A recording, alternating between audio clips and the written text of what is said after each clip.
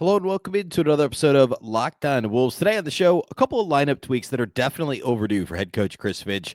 Some tweaks he should definitely make moving forward to kind of once and for all pull the Wolves out of this long season opening funk. A couple ideas for Finch as we head into Wolves-Celtics here tonight. It's all coming. Welcome in. You are Locked On Wolves.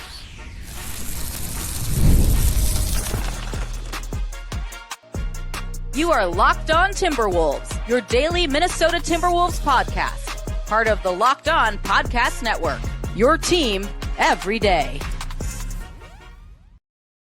Hello and welcome to the Locked On Wolves podcast, part of the Locked On Podcast Network, your team every day. My name is Ben Beecken. I'm the host of Locked On Wolves. Happy Thursday, everybody. Happy Wolves game day. The Timberwolves play the Celtics tonight on TNT at 6:30 Central.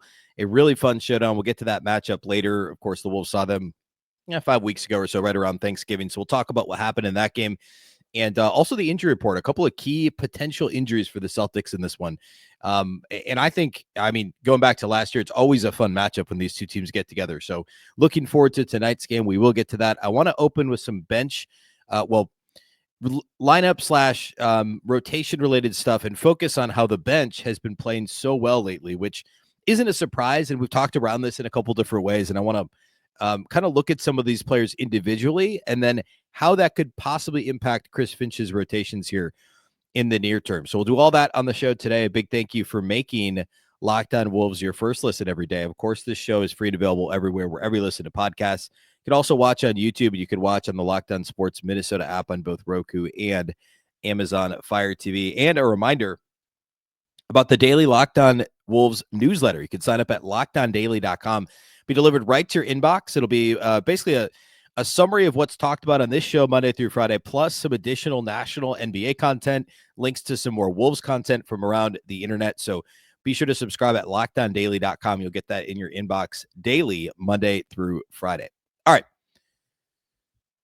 So it's no secret that the Timberwolves bench has been, I don't want to say carrying them, but basically any lineup that includes the bench trio of Naz Reid, Donte DiVincenzo, and Nickeil Alexander-Walker outplays the Timberwolves starting lineup in any combination that doesn't include those guys. And I don't want to repeat what we just talked about, I think, on Tuesday's show and also last week, but like if you go to Cleaning the Glass and you pull those three-man lineups, any lineup with that trio, it's off the charts. I think it was like 97th percentile. Actually, and it only continues to grow. In fact, what I did first, going through and looking at different rotation combinations, in the wake of the Timberwolves loss on Tuesday, I went and I just pulled what's their most used lineup, period. It's obviously the starting lineup. And how are they sitting? For a long time, they were still in the 60 to 70th percentile, kind of lagging behind any lineup with the bench. This is, again, on Cleaning the Glass. And, respectable enough. Well, they've struggled so much lately that the starting lineup is now just a 54th percentile lineup league-wide. They've played 777 possessions together, nearly a third of the Timberwolves' overall possessions. Pretty close to a third, probably about, I don't know. It's probably about nearly 30% of the overall possessions that the Timberwolves have played as a team this year have been played with their preferred starting lineup of Conley, Edwards, McDaniels, Randle, and Gobert. They're at 54th percentile lineup, a plus 3.7, which it's fine, but it also kind of reflects the Timberwolves record of 17-15, right? Slightly above, this is technically true, but slightly above average, right? 54th percentile, a plus 3.7. But the offense is a 45th percentile unit. The defense is a 57th percentile unit. So, of course, the defense is going to be fine because Gobert's on the floor. Fine-ish. But there's a lot of other units where it's a lot better, and those all include Reid, DiVincenzo, and Alexander-Walker. At some point, Chris Finch is going to have to acknowledge that the sample size is big enough that he needs to make potentially a drastic change. And this has been the same starting lineup for basically 3 years. Just put Randle in there for Towns last year. If this is last year's starting lineup, but Randle instead of Towns. It's the starting lineup post-trade when Conley came to Minnesota 2 seasons ago with Towns instead of Randle back then. So it would be a drastic change if health did not, if Finch made one of these changes without health playing a factor in it. And clearly he's resisted it to this point. And I am the first person to say you can't make a rash decision without having a long enough runway, without having enough of a sample size, because it's so easy to overreact. And Chris Finch's job is to not overreact. So I 100% get that. But we're getting to the point now. I mean, we're going to be halfway through the season in about 2 weeks, schedule-wise. Actually, a little bit less than that. And that's a big enough sample to be like, okay, yeah, we're above 500. Yeah, our starting unit has a positive point differential, but look at how good all these other units are. And this isn't quite the same as like seeing an individual player and being like, they're going to get overextended. You know, like some guys are just really good in their role, and you don't want to upset the apple cart.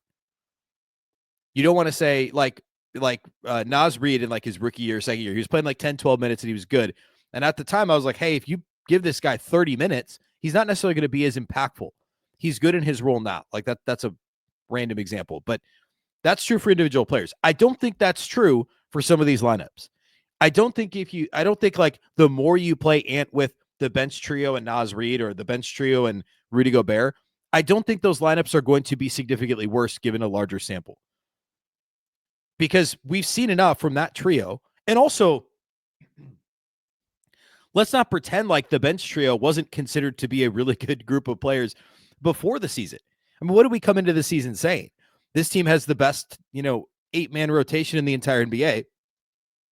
Or as Chris Finch would put it, and he did in training camp, in training camp, I guess. So the trade happened right before training camp. They have 8 starters. I don't disagree with that. On October 1st, that's what we all said. We said this is a team with 8 starters. Alexander-Walker, Reid, and DiVincenzo would start on the majority of NBA teams. And that's 100% true. So let's not act like it would be the craziest thing if the Timberwolves played Jaden McDaniels a little bit less and played Donte DiVincenzo a little bit more and played smaller.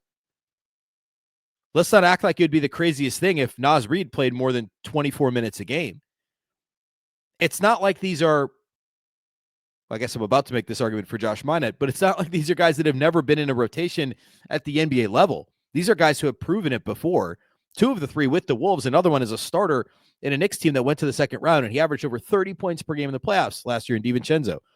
These are proven players. So I'm not advocating for the Timberwolves to like start Luka Garza. Like I'm talking about playing guys who we know are solid to very good NBA players, giving them more minutes, which of course comes with it a reduction in minutes for some of the other guys. And Jack Borman and I talked about this a little bit toward the end of the postcast back on Sunday night following the Spurs game. We discussed, does this mean less minutes for McDaniels? Does it mean playing bigger at times? Less minutes for Mike Conley? A little bit of that remains to be seen. And I want to get into it a bit. And also something I talked about on yesterday's show a little bit, which is the backup point guard minutes and how the Wolves handle the Mike, the non-Mike Conley minutes. Because Conley's been playing less and less here recently. How are the Wolves going to handle that moving forward? Who's playing that point guard spot? And how could that impact this rotation? I want to get into that a bit before we get to the Wolves-Celtics matchup. We'll do all that here next. Today's episode of Locked On Wolves is brought to us by our friends over at Game Time. I love going to live events, whether it's sports, music, theater, or comedy.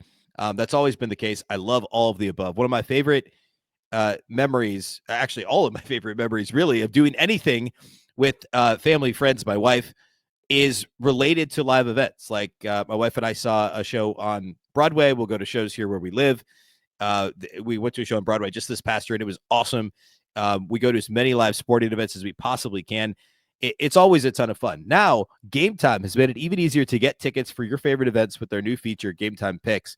This feature filters out the fluff to show you only incredible deals on great seats, so you don't have to waste time searching through thousands of tickets.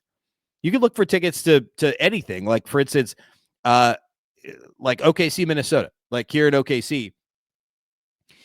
You can find tickets to that game on the Game Time app. You can find amazing deals. There were some great seats available for that on there. Otherwise, it's hard to get Thunder tickets. Just like in Minnesota at times, it's still hard to get Wolves tickets.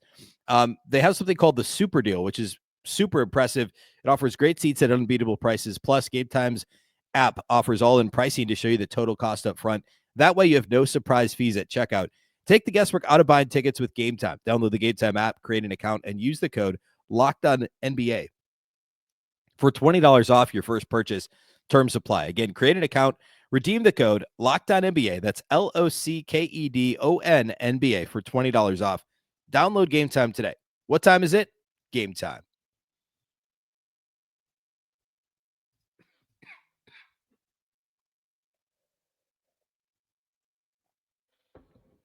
All right. So a couple more rotation notes and some thoughts. First of all, when I talk about advocating for a change to the Wolves rotation, I'm not necessarily saying that I think the starting lineup has to change in name, like who the actual starters are. And it feels like in recent years, like coaches, so like, I don't know, 20, 25 years ago, like think back to the Wolves conference finals team in 2004, like Irvin Johnson, not Magic. Irvin Johnson, the center, started, and he would start the first quarter, he would start the third quarter, and he wouldn't play anything else. Like most of the time, he'd be on the floor for like 15, 16, 18 minutes, something like that.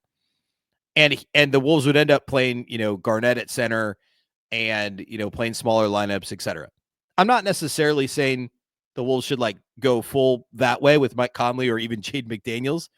I don't know that coaches do that as much anymore. I think the prevailing thought is just like either change the starting lineup or don't, basically.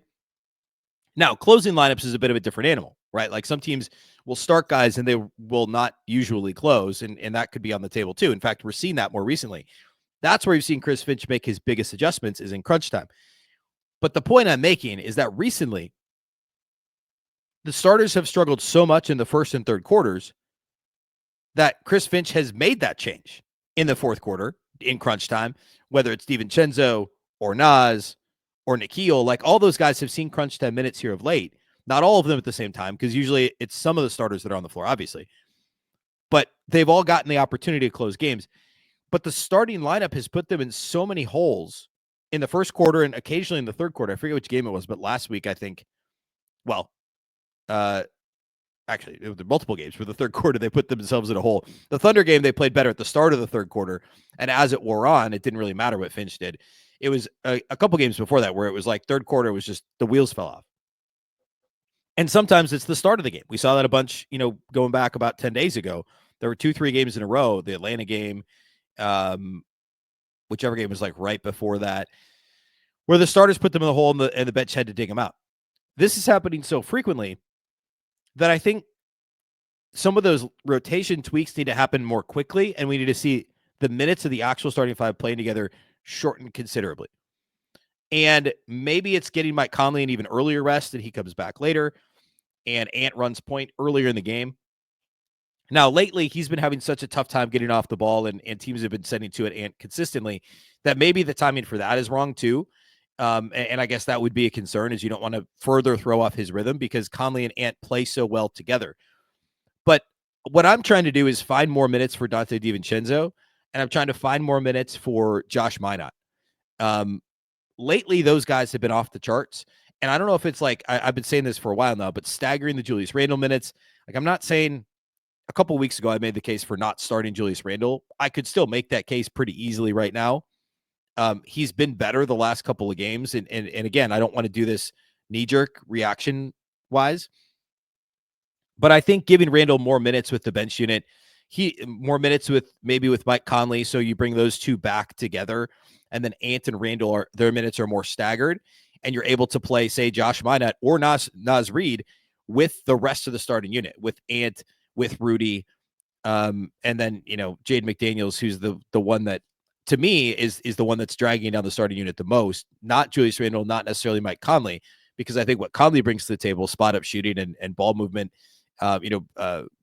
really kind of being a catalyst for ball movement is super important. McDaniels doesn't give you anything offensively. And that to me is the biggest problem. And I think Josh Minott is the best solution for that. Like recently, Josh Minott has only played 2 games where he's played double-digit. I take that back. 1 game where he's played double-digit minutes that is not a blowout with garbage time. In fact, he's played 2 games all season with, we'll say it this way. He's played 2 games all season where he's played 9 or more minutes that didn't include garbage time, either way up or way down at the end of the game. And they're the last 2 games the Wolves have played. He played 11 minutes in the win over the Spurs on Sunday. He played 10 minutes, 9.5-ish minutes in the loss to the Thunder on Tuesday. Those are the only 2 games all year, which is a sign of a good thing. It means it's trending in the right direction. But at least he's played in 11 of the last 12 games. Actually, 12 of the last 13 games. Chris Finch has gotten him on the floor a couple of times for 2 minutes, 3 minutes, 4 minutes. But he's playing. And most of these games, he's playing at least 5 minutes. That's positive. Perhaps not a coincidence the Wolves have played really well over the last couple of weeks compared to how they played in the stretch where he didn't play. Like, go back and look when they'd lost like 6 of 8. Josh Minott, the only game he played in during that stretch, actually he played in 3 games. One was the Celtics game. He played 1 minute. And then he played briefly in those Portland losses way back in mid-November, like end of first quarter type minutes. And then he didn't play in the rest of those losses in the middle and some of those wins that they barely got. And now here recently with the team playing, he's playing a little bit more. I'm not suggesting that playing Josh Minott 4 minutes a game is what's making the Wolves play better, but I'm suggesting that Chris Finch is trying some additional tweaks with the rotation, and it's mirroring or it's matching up with, more accurately, the team's overall improved play. Donte DiVincenzo is another one.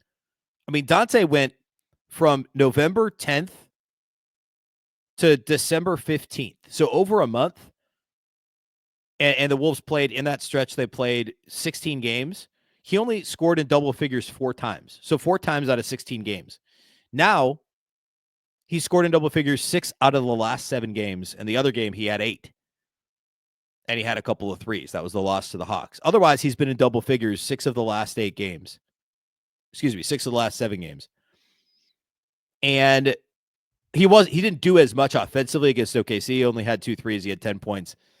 But he played really well, and he was a big part of that third quarter when the Wolves kind of were trying to deal with all the pressure OKC was giving them, trying to push back, and ultimately they did a little bit, and was on the floor for a lot of that fourth quarter run too. But he had 26 against the Spurs, he had 22 against Houston, and it looks a lot more comfortable. Those 2 especially are playing great lately, and you could say the same thing about Naz Reid. I mean, Naz is finally back in a stretch where he scored a double figures of 6 of the last 7 games. Where 4 of the 6 games before that run, he failed to score in double figures, including, and the 2 where he did, he scored just 10 points. Now he's had 11 or 4 out of the 5 of the last 6 games. So the point I'm making is the Wolves go how their bench goes. And I've been saying all season, I haven't talked about Nickeil Alexander-Walker today, but I think he's pound for pound, based on the role he was expected to play, been their best player. Been outperforming what his role was supposed to be. So I think it's pretty clear that those 3 guys should be playing more. And I would make the argument for Josh Minott to see more minutes too. And again, I don't think they're going to roll out there, and start Naz instead of Julius or start Minott instead of McDaniels, on Thursday night against the Celtics. And I'm not advocating for that. But I am advocating for a slight shift in minutes allocation, more for Josh Minott, more, and we've seen this with DiVincenzo, more for DiVincenzo, a little bit less for Conley. I think we're at the point where McDaniels has to play a little bit less, and Randle's either got to play a little bit less or stagger those minutes more sharply with Anthony Edwards so they're not on the floor together as much. And by the way, Ant and Minott have barely played together. And I think Jaden McDaniels and Ant just have not played well together. I don't know if it's like and there's something to pay attention to against the Celtics, but it feels like Jaden doesn't have much off-ball activity. And this is something that doesn't show up in the stat sheet. It doesn't show up in the advanced stats or the rate-based stats. But Jaden McDaniels and Josh Minott, although they play the same role essentially offensively, Minott is effectively the backup for McDaniels. Watch those guys off the ball in the half court. One of them moves and one of them doesn't. And Jaden McDaniels doesn't move much. I'll tell you that much. So, you know what I think would help Anthony Edwards would be to have somebody off the ball with athleticism, length, that's willing to cut. That's willing to, I mean, he had 2 lobs from the corner, one from Donte, one from, I think, Naz against the Thunder on Tuesday. And now part of that's on Ant. Ant's got to be looking for that pass. But often he's finding Jaden McDaniels, he's trying to pass out of a double, and it's Jaden McDaniels in the corner who clanks an open 3. Maybe it's Josh Minott who, McDaniels isn't setting screens for Ant very often, but I think Josh Minott could and would be a legit lob threat. I think Minott crashing from the corner is scarier than Jaden McDaniels crashing from the corner. There's a lot to like about Josh Minott. And depending against matchups, it may not be the Celtics matchup because they're going to need somebody to play perimeter defense, and McDaniels is still the superior perimeter defender.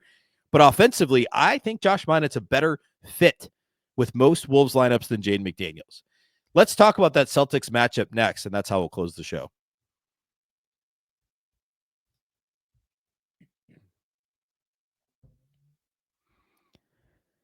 Today's episode of Locked On Wolves is brought to us by our friends at FanDuel. The NFL playoffs are almost here, but it's not too late to get in on the regular season action with FanDuel, America's #1 sportsbook. Right now, new customers could finish the season strong with $250 in bonus bets if your first $5 bet wins. FanDuel has a ton of different ways for you to pick up a W. It's a lot of fun to just bet on individual players. Like you can bet on who's going to score a touchdown, how many points each team will score, etc. It's a ton of fun. You could also do that live. Like I don't know, like there's what's the next? There's an NFL game Saturday this week. So the Ravens are favored by 17.5 at home against the Browns, backups playing, etc. Bengals Steelers is going to be a lot of fun. Some stuff on the line in that one. Bengals at Steelers. Bengals are favored by 1.5. I think I'd probably take the Bengals minus 1.5 in that game. Wolves-Celtics tonight. Wolves are 4-point underdogs on the road at Boston, which is probably about right. But we'll talk about this in a minute. But Kristaps Porzingis and Jaylen Brown are both questionable for this game. If those guys don't play, Wolves +4, or if one of them even doesn't play, I don't hate Wolves +4 on the road tonight. Maybe even either way. That's actually not a bad line if you're looking to bet Wolves. So Minnesota +4 tonight on the road against the Celtics. I don't mind that either. Just visit FanDuel.com to join today. That's FanDuel.com for your chance at $250 in bonus bets. Make every moment more with FanDuel, an official sportsbook partner of the NFL.